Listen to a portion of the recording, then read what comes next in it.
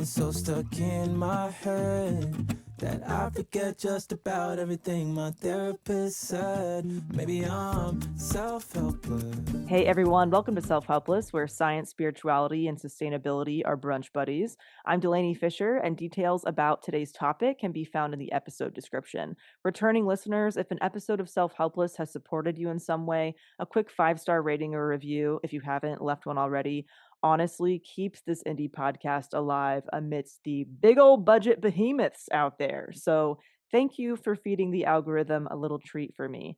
Ad-free episodes are now on Patreon at patreon.com/selfhelpless, and info about some free goodies will be shared in the outro. Okay, it's podcast time. What led you to thinking about and discovering working holiday visas to begin with? I stumbled on it by accident. I was originally, when I was going to college, or as they would say in New Zealand, going to uni, I was applying for a student internship visa here. And I was bored in college and I started scrolling around like, what other visas could I get to New Zealand? And I saw a working holiday visa and I started reading more about it. And it just sat in the back of my mind for a little bit. I went on my student internship visa here in New Zealand. It was only like 2 to 3 months, so very short, and just knew that there was more I wanted to do in New Zealand. And so how I would return to New Zealand, I didn't know. And a few years later, I decided I was going to go the working holiday route to New Zealand. And I wanted to be able to be here long term and to afford to be here long term. So having a working holiday visa that gave me permission to have different types of jobs while I was here was also something that I really wanted, because the summer's 3 months and I very rarely can you find an American or anybody who can afford a 3-month holiday just Yeah. flat out by themselves. Amen. Amen. Yes. And could you describe, what is a working holiday visa for anyone who may not know, and anything that you've learned of maybe how it differs from some other visas?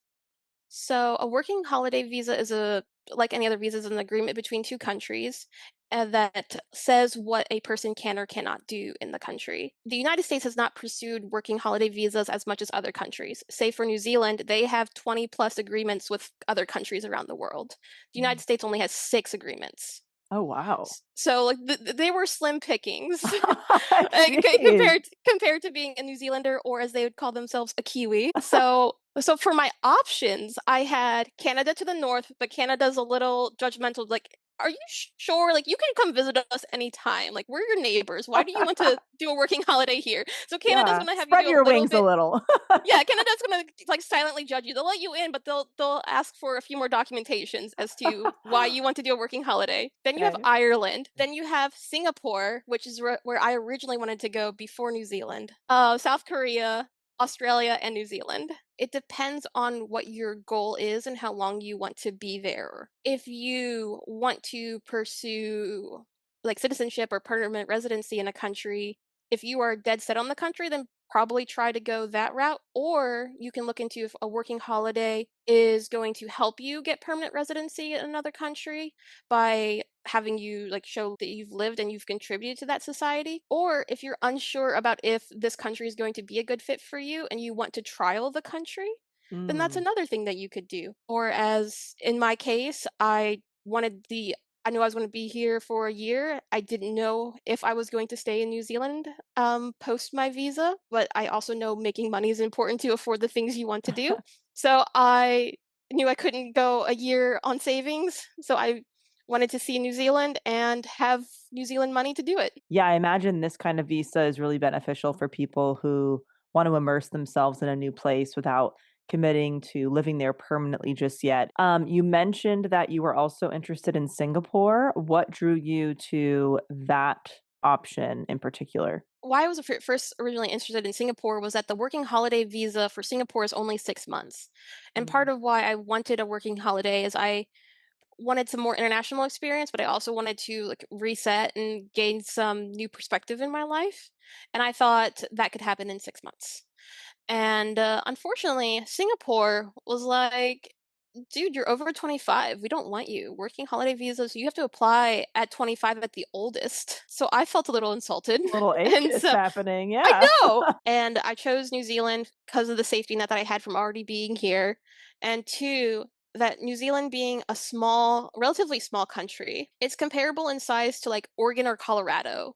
But Mm. well, let's just say Colorado because the mountains here are very pretty. If you had 1 year to dedicate to traveling Colorado, do you think you could do everything you wanted in 1 year in Colorado? So I felt Yeah, it I don't felt know. more reasonable that I could leave New Zealand without regrets by choosing a smaller country. Right. And that is part of the other thing that led into my decision is in choosing New Zealand is the people I knew already here and how doable I thought a working holiday in New Zealand would be.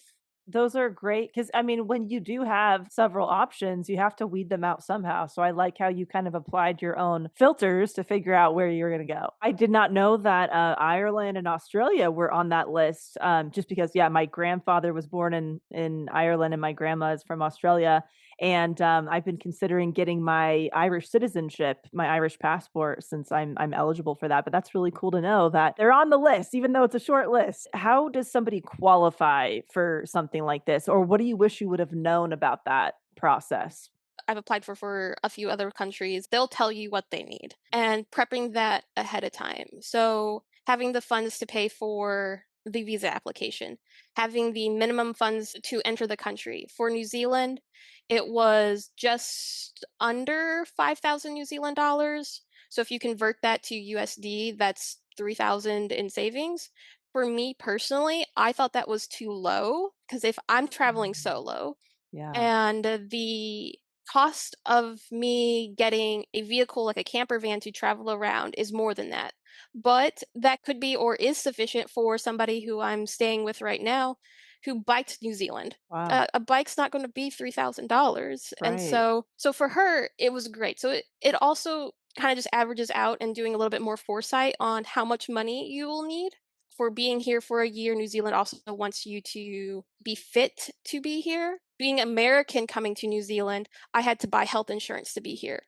But if you were from the Oh. UK where they have a universal healthcare system and New Zealand has a universal healthcare system, you don't have to buy insurance. It's part of the working holiday agreement between the two countries. Oh, interesting. So I had to show proof that I had insurance, both health and traveler's insurance for being in New Zealand. Gotcha. And how long did the application process take you? So I feel fairly fortunate in the time that I applied. It said it would take 80% of applicants are processed within 6 to 8 weeks. They saw Okay. my application. I don't know whether it's because I've already been to New Zealand, but I got an answer within 1 week saying, "Yeah, girl, come." That's a nice little surprise Very like much that. so. Once you got that yes, but especially a very fast yes, where maybe you thought you would have more time to prepare. How did you prepare to leave the country, and what were some of your favorite tips for doing so? I was definitely listening to the Self-Helpless podcast, and around the time I was preparing to leave, the lessons learned from 5 years of RV life was recently put up, and so was the, Yes. episode with your brother-in-law. So I Amazing. like, some things I wish I had done, like the RV life, like living in a smaller space. Originally, I wasn't planning on van life. Like how I Yeah. thought New Zealand would go and what has happened are very different. People who know that they want to do RV life, definitely go give that episode a listen. As for the one with your brother-in-law, was how I was going to incorporate people who've impacted me along the way. I wanted to bring pieces of the people I cared about with me. And one of the best ways for me to do that I thought was packing clothes. I have this towel that my grandpa in his 70s was like, I want to learn a new skill. And he learned how to stitch a letter into a towel. And it's just one letter, just like my first initial. But he was so proud that he was learning something new that like I needed to bring a piece of that with me. Oh, I love that. That's such a great tip.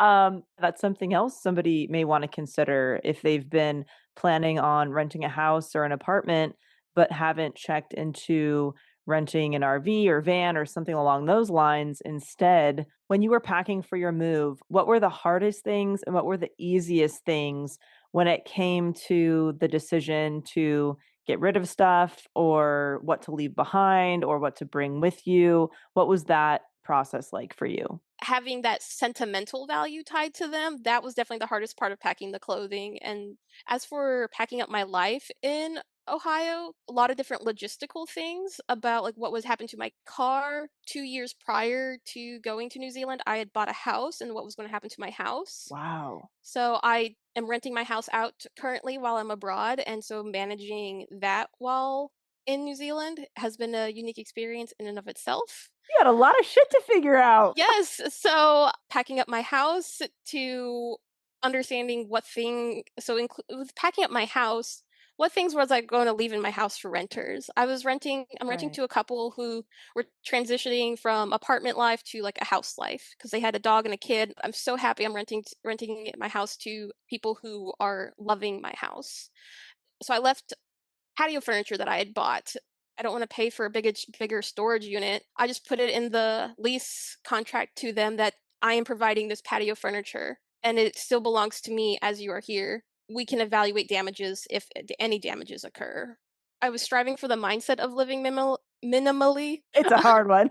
I realized that there were things that I'd accumulated quite a bit of. I enjoy Mm. cooking, and so I had in my tiny kitchen, I had a whole bunch of different things, like a KitchenAid stand mixer. I'd be storing them in the basement, and so if I wanted to can something, I'd just have to bring the pot that I would use for canning upstairs. But I sold up quite a few things because I also didn't know if I was coming back, and some things I felt like they'd be easier to replace. One of the things I liked about my peer network and just how great I think Columbus, Ohio is they have an auction.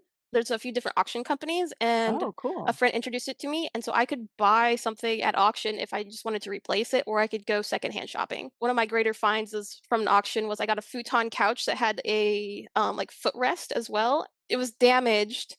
I'm guessing something in the manufacturing process had like cut a hole in the fabric almost all the way through. And thankfully, my grandma taught me how to stitch. Like I fixed that right Oh, up. That was thank like a you, 30 Grandma. that was a 30-minute fix, and I got a futon couch, sofa, a bed for like under 80 USD. Yeah. Incredible. I love a good thrift find. They're the best. So, how long have you been in New Zealand now? I arrived mid-August and my visa is only good till mid-August of this year. Okay. I arrived in August 2024 and I have to leave in August 2025. Oh my gosh, that's coming But up. yes, it is. So again, this is all tied into the country specific agreements. So look up specifically for your country, or if you have like dual passports, see which one might work for you. Like one of my travels, I met a woman from Argentina, but she also has an Italian passport.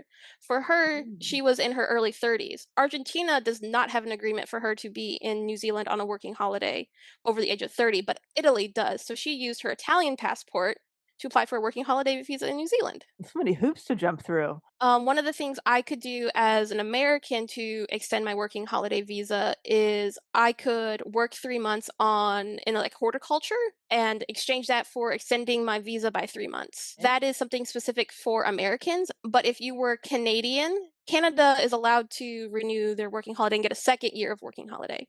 And if you're from the Mm. UK, you can get 3 years in New Zealand. Jeez. As an American, if I wanted to renew it, I'd have to do 3 months of horticulture work and get a 3-month extension onto my visa. Yes. Interesting. So how do you feel about the fact that you're gonna be leaving soon? Would you have liked to have stayed if it was an option for you? I started dating somebody here in New Zealand 2 months ago. Oh, no. So, he and I are still talking about how this is going to work. I know Yeah. I need to return to the United States for personal things, like I need to file my taxes. Being Mm, abroad, I've been able to extend my taxes until I can file them, and then a few miscellaneous other personal things before, I'm thinking of going abroad again. The New Zealand dollar is weak in comparison to other English-speaking countries. mm. So, but my boyfriend and I both have interest in going to Australia, but he's not interested in going to Australia until he has his New Zealand citizenship. So he's a permanent resident right now, and he Okay. won't have his New Zealand citizenship until August of next year, 2026. Course you meet somebody, a few months before you're supposed to leave. I've heard of this, is it called woofing? What is that, and can you explain it to us? Yes, I will. So Okay. it took me by surprise because I didn't know it until I was coming to New Zealand this time. So WWOOFing stands for Working Weekends on Organic Farms. It was a way in which travelers could exchange labor for a place to stay. Okay, so kinda Or like that Workaway thing, right? Have you heard of Workaway, that yes, platform? Okay. or it's also similar to HelpX. And so you can, if you work 20 hours a week, they'll tend to cover your housing, just utilities and then your food. It also then depends on where you are. So like where I'm woofing right now is actually at a dog park, and so there's a lot of woofs around. That's the best. Yes, woof Too woof good. all the Come on, way. too good. So So actually that at a dog wow, park, that qualifies as a woof it dog park. depends on who's going to host you. Like woofing is for the most part not considered a job from like an income tax perspective. But it is part of the labor market essentially, because Okay. you are exchanging your labor for a service. So essentially, like no money changing hands, but you are doing something to receive something. It's not a 9 to 5 where you're doing something to receive money and you decide how that Right. money is spent. So for me, this dog daycare dash dog boarding place has decided that they like having a rotation of woofers come in. We are given different shifts throughout the day, and for him covering our accommodation and our utilities, we only have Okay. to do 12 hours a week to stay there. And if Nice. we do anything more than 12 hours, he has agreed to pay us New Zealand minimum wage for any hours over 12. What are your accommodations like? So for this woof, I have my own room. It's a twin size bed, and one of the other caveats is I have to be willing to have a dog sleep in my room if a dog is being boarded. And the rotation of who boards who just changes based off of how many dogs there are and who had a dog last. So right Okay. now, there's only 3 dogs being boarded, 2 of which are from the same household, so they stay together. And the other solo dog just stays with the solo person. Sign me up. I Bring know, him like, in. well, you mean I get a cuddle buddy who can sleep on my bed, please? Yeah, it's such a fun way to experience a new country, a new culture, kind of like a built-in community when you get there. A great option, especially as a solo traveler, like you mentioned. What was your approach when you started searching for jobs or the woofing opportunities? Like, do you have any favorite hacks? When I originally came here, I wanted to still stay within my profession. I'm a chemist and I wanted to work Nice. in a lab. And so I tried applying for many jobs before coming. And the most feedback I got is, we want you in New Zealand first. But are other jobs, say, or if you were looking ahead for where to woof, that you could have figured this out quickly. I'm not a Lord of the Rings fan. I have people in my life who are, so like Loving this segue, Kelsey. I love it. I knew I would not be able to sell Hobbiton. Like I'd have to work behind the scenes in the background, stocking shelves or something. I knew I could not, in good faith, be what Hobbiton needed, other Oh than my me gosh. getting a paycheck and being grateful for a paycheck. If anybody is a Hobbiton fan, definitely apply in the US spring, such that then you get your approval and then you can book your plane ticket to be in New Zealand by New Zealand springtime to start Wow. working in Hobbiton over the summer. You just made somebody's dreams come true right there. At I least one person tuning in. I know a few people who if they were younger, that would have been their dream. The Canadian girl I was talking, or one of the Canadian girls I was talking about earlier, she knew Hobbiton's peak season was during the summer, and they'll start hiring in New Zealand spring. So that's what she did. She got her working holiday approved when she submitted her application to work at Hobbiton for a 6-month contract for their peak season. That's all. That's all they really needed. Is like, oh, you already have visa approved. You're allowed to work here. Cool. We'll interview you, and then just let us know when you land dash you get your bank account, New Zealand bank account set up, and we'll start you like the week after. Wow. You have all that set up when you land in New Zealand. That is so fun. Yeah, it's opportunities that you just don't think about or you just don't think that exist. If you hear one thing like that, it just opens your mind of how many other things like that are out there. Wholeheartedly agree. That is something that I also look for in my life. Is I didn't know that was an option. Even Yeah, within my own peer group, both in Missouri, where I grew up, in Ohio, where I choose to live, almost nobody knew about it unless you were one of my international friends or you've been well traveled. because every country is, assuming, different with maybe how they want resumes formatted or even the interview process. Did you find anything along the way that was really different that if you knew ahead of time maybe could have helped you with this process in any way?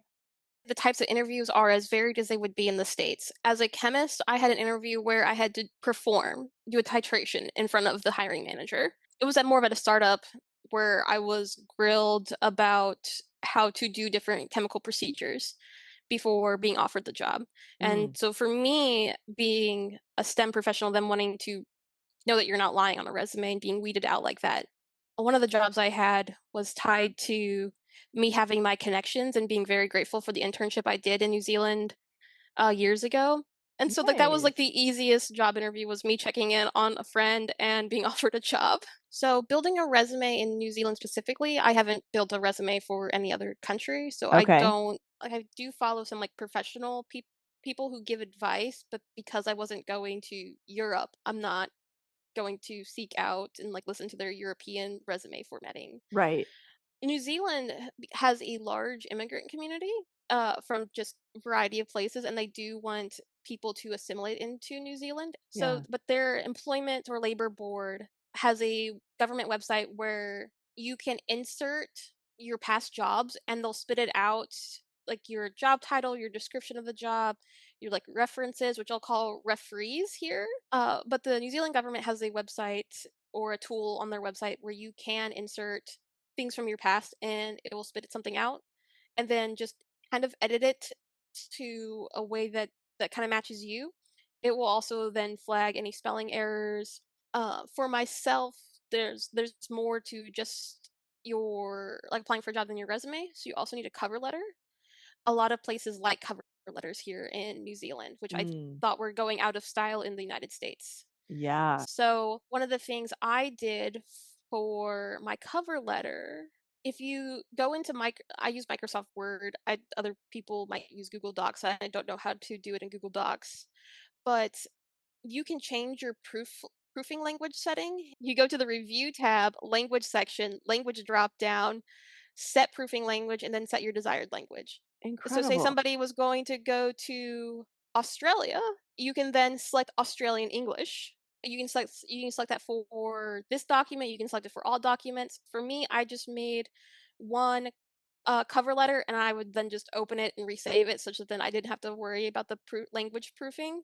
I'd Yeah. already have it saved and default. I also did something similar with my resume when it came out, is I just made sure that the language setting, the proofing language was set to New Zealand English, and I would just have my one long master CV or resume and just delete what I needed to apply for different jobs. What a hot tip, Kelsey. I did not know that we had that capability with Microsoft Word. Now, are there any other resources or tips like that that helped you along the way, whether websites that you might recommend, or podcasts, or blogs, or just anything that you felt like you kept coming back to throughout that process?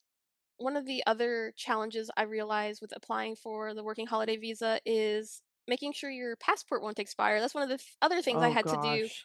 Yeah. beforehand is my passport would expire within 6 months of when I would plan to leave New Zealand. And with New Zealand, when you receive approval for your working holiday visa, from the date the New Zealand government has approved your visa, you have 1 year to enter the country. So mine was approved April 13th, and I have till April 13th of the following year to enter New Zealand to activate my working holiday visa. So April 13th, 2024. I have then till April 13th, 2025 to enter the country, and then it's a 1 year long, and so then I have till April 13th, 2026 to leave the country. If you're worried about, say, the finances, focus first on paying for the application, having your passport valid at the time of your application because your visa will be tied to that passport number.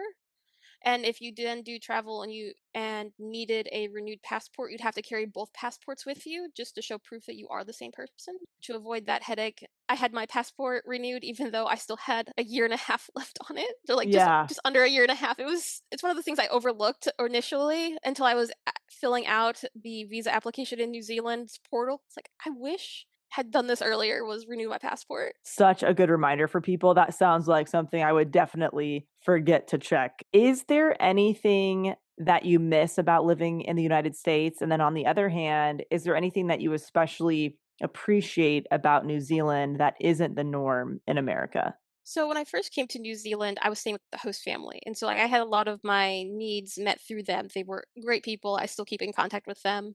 They're based here in Auckland and I wanted to see New Zealand. So being able to charge your phone, charge your laptop, having data to call people or if you're using Wi-Fi, that is I've assumed because I could do all those things at a library in the States, or like reserve a study room to have some quiet if I wanted to talk to somebody privately. I just had all those I was accustomed to all that being free. And then coming to New Mm, Zealand, there's very few study spaces in libraries, let alone free ones. So if you wanted a privacy for a phone call, it would be harder to come by. But using the interesting. libraries across New Zealand has been great for charging and using the Wi-Fi to update my phone instead of the data plans.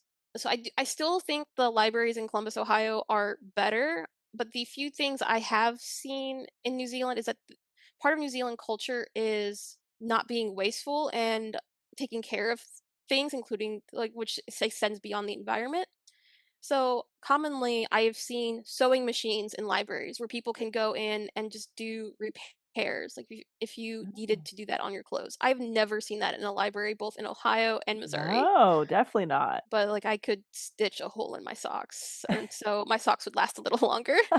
I love it. Hey, the perks. One of the other culture shocks is I got my first ever speeding ticket in New Zealand. I've been pulled over for speeding, but never had a speeding ticket Oh in boy. the States. But I got my first ever speeding ticket here in New Zealand. I wasn't even pulled over. They have cameras that monitor you, Oh, and they'll review the cameras, and they will send a speeding ticket to wherever you are living. I know people get tickets out here for running red lights or not stopping soon enough at a red light, and then the camera takes a picture of them and they get a ticket. That happened to Too. me, and I was so mad when it did because it was cheaper to run the red light than to do that. For my budget, I should have ran the red light. Yeah.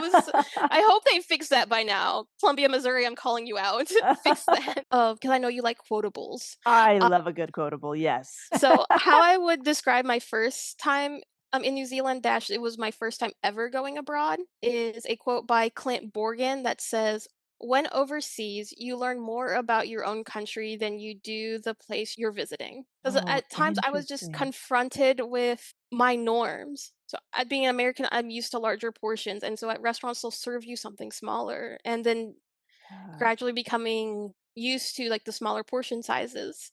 And I know when I returned to New Zealand a few years ago after my first time here, I had family talking to me for a week saying like, "Have you eaten enough? Like this isn't you." I was like, No, no, I got used to the New Zealand portions." Yeah, things that you do not think about. Is there anything else that we didn't cover, whether it was things that you wish you would have known before you started this process or any other tips or anything else that you might want to share with people? People who are wanting to do what I did when I was in uni and do an internship abroad, I went with international studies abroad, and they paired me with a company abroad. Now, you could also Okay. then, if you wanted to work on your Spanish, you could go to a country in Spain. For me, I wasn't quite ready yet to improve my Spanish, so I just looked at their English options, which were Australia and New Zealand. I will say that it does cost money to use their services and to pay for them. At the time I went, it was around 5 to 6 thousand. I think it's up to like 8 to 9 thousand on like the cheap end. Oh, wow. So if students wanted to use their student loans and do an internship abroad, I know my uni allowed internship credit to count towards graduation.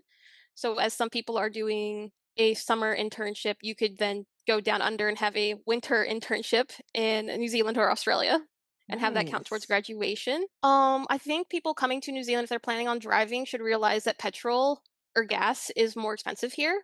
Oh my gosh, because it's astronomical out here. I can't even Well, imagine. how much is it per gallon there in LA right now? 5, $6, give or take. And that's a gallon? Goodness, Yeah, okay. yeah. In New Zealand, you pay per liter, and it's around 3.6 liters per gallon. And right now, at least what I've seen is it's between 2.4 and 2.6 per liter.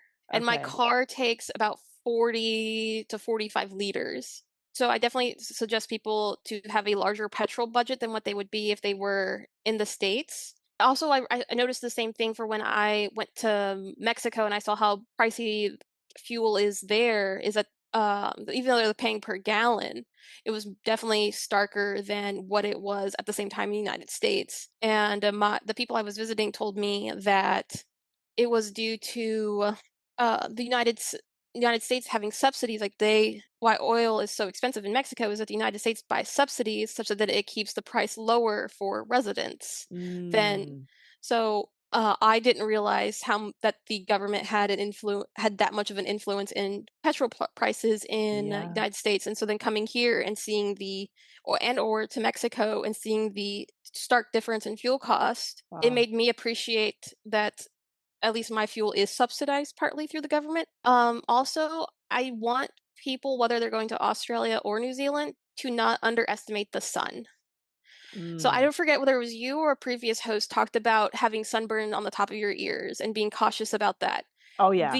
There is a hole in the ozone above New Zealand, and part of it extends over to Australia as well. The UV index gets very high. I went on a hike in the Tauranga area, and they had a UV meter near the coastline. And when we started the hike, it was 0. But by the time, like 4 hours later, as I've gone to the top of Mount Maunganui and down, it was 6, and it was only 11 a.m. It was a UV index of Wow. 6, and I'm not used to the sun maybe even being above a 4 or 5 being in Missouri or Ohio, and it being a 6 at 11 a.m. when like the my intensity would be 3 p.m. That is so good for me to know because my husband and I plan on going to Australia, and I burn within 4 minutes of being in the sun. And I've definitely, yeah, I've had those bad sunburns on the ears, forehead. Thank you for that tip. I will be Well, taking that. I love that there's a larger hat. Like hats are way more common in New Zealand fashion because part of it Mm, is practicality of people know the sun is that bad. right. Unless you're working on a farm, I very rarely saw people wearing hats where Yeah. where I'm from. And also, New Zealand is quite windy with all the coast creating the wind with the temperature and pressure differences. So have a hat that you can put under your chin so it does not blow away. I That's one of the silly mistakes I made coming to New Zealand this time was I knew the sun was bad, so I brought hats, but I forgot Yeah. that it was windy to have string that would tie them to my head. So for Oh a my little bit, gosh. I was taking a scarf and tying it was thankfully a thin scarf, and I would take it and tie it down like under like a little bonnet. I felt weird, but I was like, my skin protection's worth more than the weird looks people are giving Oh me. my gosh, very resourceful of you. It sounds like I'd fit right in because we have so many of those hats. My husband Cam is addicted to the bucket hats. We actually have quite a few things we could bring with us. This was so much fun. I really appreciate your time and sharing all the hot tips with us. You're very welcome. Thanks for hanging out with Self-Helpless. Feel free to share this with someone who could use it, and you can binge related conversations linked in the show notes. Ad-free episodes are now available on Patreon, and because I'm practically allergic to social media, the best way to get notified about new episodes is to subscribe wherever you get your podcasts, or join the email list at selfhelplesspodcast.com, where you will also find some free goodies like a watch and read list and the quote buffet. All right, love you big time, and thank you so much.